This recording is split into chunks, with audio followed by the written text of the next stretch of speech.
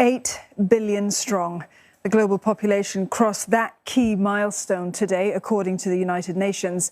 That's even as the world faces some of the most pivotal issues of our generation: a global pandemic, the war in Ukraine, rising poverty and hunger, and an escalating climate crisis. These are just some of the biggest concerns that the world's 8 billion residents have to live with.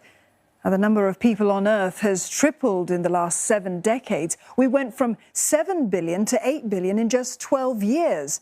And by 2050, nearly 10 billion people. But a dramatic shift is in the works. The UN expects global population to peak near the turn of the century and plateau after that. Population growth has slowed significantly over the past few decades, falling to below 1% in 2020. In less than 30 years, it's likely to dip even further to just 0.5%. About half of the global populace is in Asia. India and China make up the majority. Both countries grew by more than 100 million people each in the last 10 years.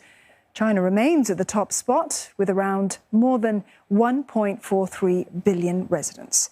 But India is set to overtake it by next year, as China's population ticks even lower, and by 2050, India is expected to balloon to 1.68 billion people. It's among just 8 countries that are projected to contribute to half of the global increase until 2050, including the Philippines, Egypt, Pakistan, and Nigeria.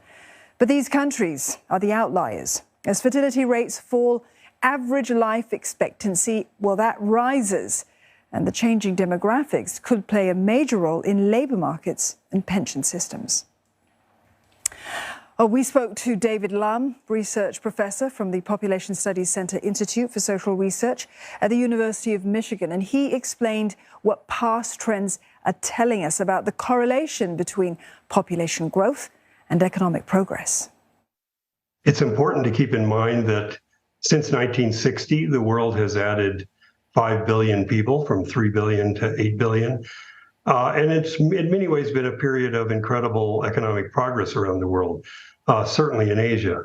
If you go back to 1960s, when population growth was first getting to be a global problem, population growth rates were extremely high in Asia.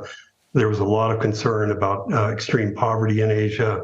Most Asian countries were quite poor in those days. And really, during the period when most of the world population growth has taken place in Asia, it's been a period of falling poverty, rising incomes, rising education. Food production has increased faster than population everywhere in the world, in all the major regions. So we've made it through a period of much faster population growth than we're now heading into, and have managed to do pretty well. At the same time, there are a lot of challenges.